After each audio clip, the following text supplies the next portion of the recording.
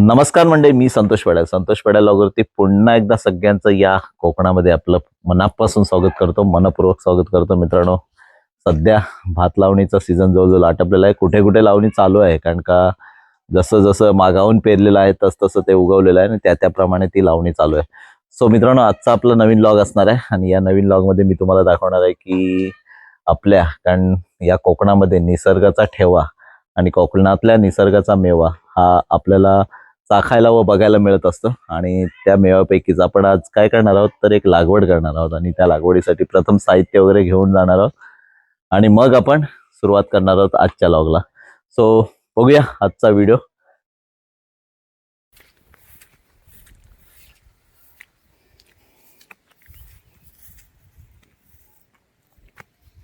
बघा, हा खरीचा लहान घेतला, मोठा कोण घेणार?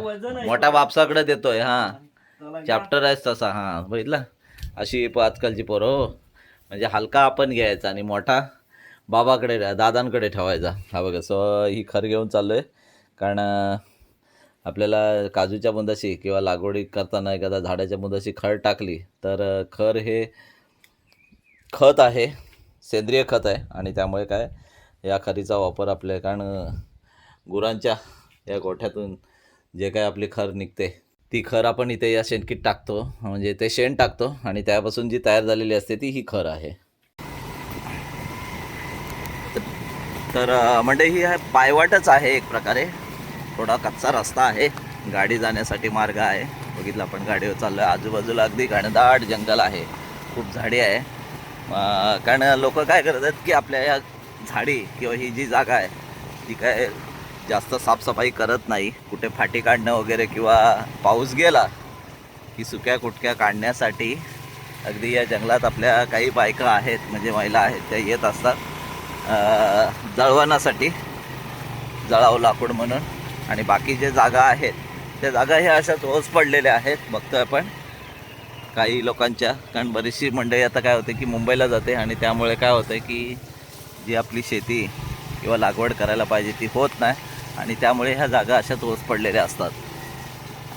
काही लोक ह्या जागा विकतात आणि आपली गुलामी पत्करतात, असंही सुद्धा. फायनली मित्रांनो, आपण जागेवर आलेलं बघतोय. एवढं साफ केलेलं असताना सुद्धा किती पुन्हा छोटी छोटी झाडं रोपटं उगवलेले आहेत. ह्याला पुन्हा साफ करावं लागेल, कारण का हे साफ केलं नाही तर पुन्हा जंगल होईल असं आपल्याला हे दिसतंय सगळं वातावरण. आणि आत्ता आपण अजून इकडे साफसफाई करायची बाकी आहे.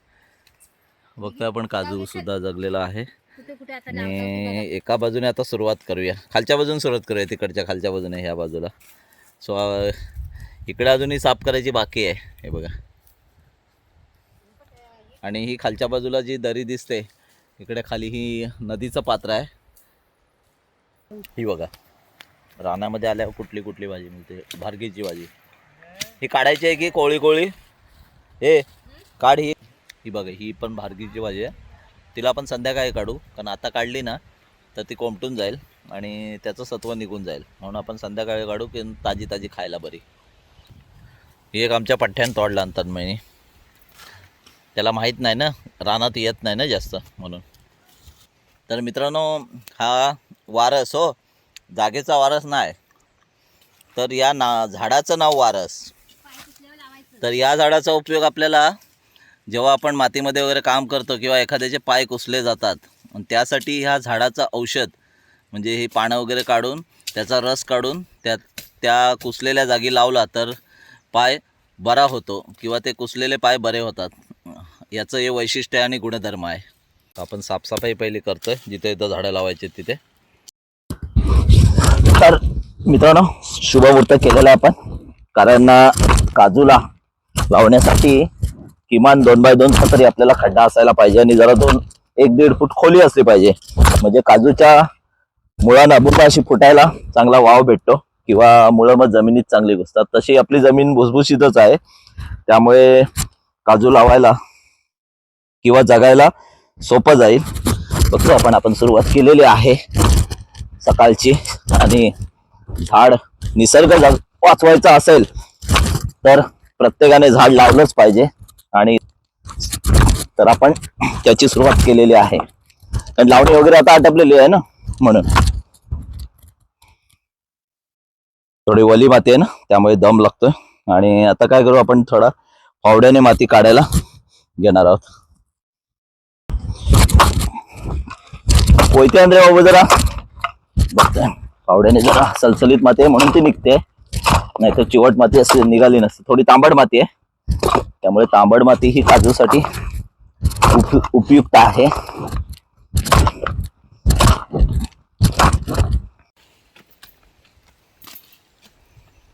तर म्हणजे काय होतंय की आपल्याला टाळे तोडून घ्यावे लागतात. आणि हे बघा, हे खड्ड्यात टाकले जातात असे. हां, टाक त्या खड्ड्यात टाक. पहिल्या खड्ड्यात टाळे बिले, जेणेकरून कडू टाळे असतील तर काय होते की त्या मातीमधली कीड असेल ती या टाळ्यांमुळे मरून जाते. आणि आता आपण त्याच्यावरती मग शेणखत टाकणार आहोत. सो अशा प्रकारे आपण खड्डे 1.5 बाय 2चे असे मारतोय. आणि इकडे माती काढायचं काम चालू आहे बघा. इकडे असं सगळीकडे कामं आपली चालू आहेत. तर आमचा मेन पठ्ठा आता आलेला आहे माती काढायला. हे बघा, हां ही खड टाकायची आहे ती बघा.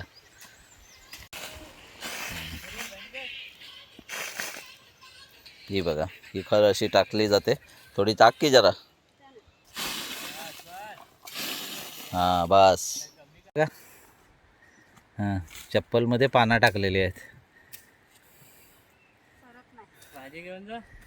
म्हणजे पाय सरत नाही बघा. दाखव दाखव. हां ही बघा, चप्पलमध्ये पानं टाकलेली आहेत. दोघे आता वनभोजनाला बसतायत. हे बघा, दमलेत ना गडी. 20 खड्डे मारले ना दोघांनी. एकाने माती काढला आणि एकाने पिकाव मारला. माती काढणारा बघा त्याचा शर्ट फाटला आहे तो बघा, कारण पावडासारखा असा बावशे ताणायला लागतात ना. हां ती बघा, बॉडी वाढली ही बघा. हां, आणि इकडं वनभोजनाची तयारी पण चालू झालेली आहे. ही बघा, ही तयारी करून आणलेली आहे घरातून. पिशवी लावलेली आहे मोबाईलला.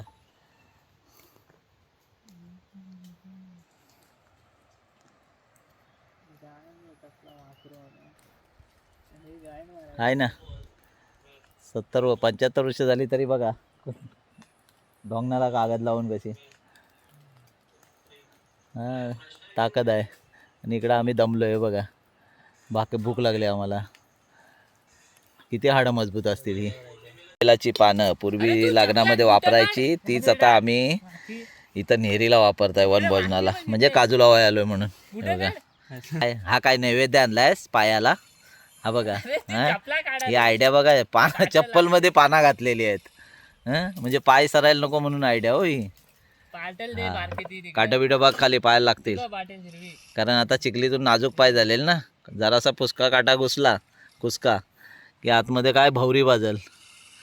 भारगीची भाजी ही बघा, रानातली. ही पण रानातली काटला. ही रानातली काटला आणि आता पानावर वाटला. हे बघा कसा खायला वाटला बघा आता पानावर. हे बघा, हो तुला देता मला जास्त दे. मला टाक. चटणी कुठं आहे. कांदा आला, काटलाची भाजी आली, भारगीची भाजी आली, भाकरी आली, चटणी आली. अजून काय आहे वेगळा. बस एवढेच ना पदार्थ रानात वनभोजनासाठी. हां, तर सुरुवात करूया. यांनी सुरुवात केलेली आहे बघा, गजा गजा खायला. काय आणलेलं आहे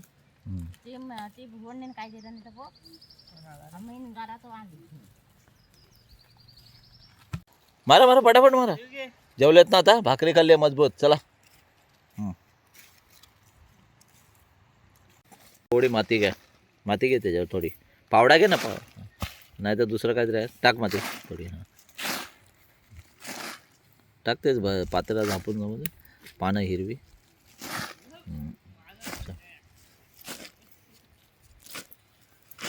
सावकाश पाड, सावकाश पाड. मुळं त्याची हे नको तुटायला. हां सावकाश. कोयते घे ना, नाही तर काहीतरी ब्लेड घे. तर बघितलं मित्रांनो, आपण अशा प्रकारे, कारण ती पिशवी लावलेली आहे ना, ती पिशवी काढावी लागते. आणि मग थोडा अजून एकदम झाकून जायला नको. हां चल घे. बघूया आता माती लोटून घेऊया. पावडा नाही आणलास ना काहीतरी. बाजूने बरोबर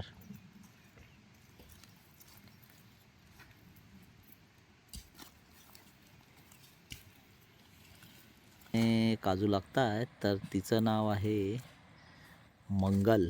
म्हणजे काजूंचं सुद्धा मंगल झालं पाहिजे. सर्व मंगल मांगल्ये शिवे सर्वार्थ साधिके आणि शरण्ये त्र्यंबके गौरी नारायणी नमस्तुते असं म्हटलं जातं ना. सर्व मंगल मांगल्य म्हणजे मंगल नाव आहे, त्याप्रमाणे काजूंचं सुद्धा सर्व मंगलच झालं पाहिजे. म्हणजे चांगले आले पाहिजे. रोप हे बघ, पान तिथं दुमडलं आहे सावकाश. हां, इकडच्या बाजूने टाक. बघूया तिच्या हाताचा गुण बघूया आता.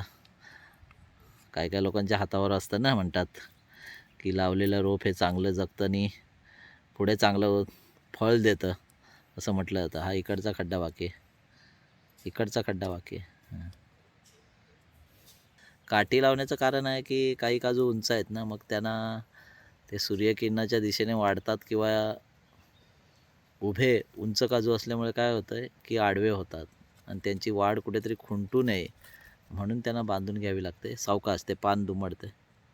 हां, तर अशा प्रकारे आपण आत्ता सुरुवात झालेली आहे. इकडे लावलेले आहेत काही काही काजू, 10-15 काजू आपण लावले आहेत. कारण त्यांना व्यवस्थित लावावं लागतं, त्यांची काळजी घेऊन, कारण ते जगले पाहिजे. खालची मुळापाशी माती पण सुद्धा पडावी लागते. बघतोय किती मेहनत घेते मांगारी. आपण हा मला वाटतं 34वा काजू असेल, 34 किंवा 33वा. आणि हा शेवटचा एक खड्डा मारलेला आहे इथं तुषारनीच. जास्तीत जास्त मेहनत घेतलेली आहे आमच्या तुषारने. तो बघा पिकाव घेतलेला ना खांद्यावर, दमला आहे तो बघा, किती दमला आहे बघा. कारण हा उतार भाग आहे ना पूर्ण, आणि उताराला चांगले काजू होतील आणि म्हणून आपण उताराच्या दिशेने काजू लावलेले आहेत. सो आपण एकूण 35 जवळजवळ काजू लावलेले आहेत. हे बघा खड्डे. तर पुराण घालावं लागतं, परत एकदा येऊन पुराण घालावं लागेल, कारण आता एकदा झालेलं आहे. कारण डुकराविकरांची, रानडुकरांची भीती असते इकडे जास्त, आणि हे त्यांचंच घर आहे, जंगल आहे. आणि त्याच्यामुळे कसं ह्यांना जरा पाऊस जोरात पडला तर ही माती काय होईल, जरा पावसाने भिजून बसली जाईल आणि मग त्यांना समजणार नाही की उकरलं की काय. तरीही आपल्याला काळजी घ्यावी लागेल. एकदा परत आपल्याला 8 दिवसांनी त्याची निगा राखली तरच आपल्याला फळ मिळेल. आहे त्या भाजी टिपतोय तो बघा.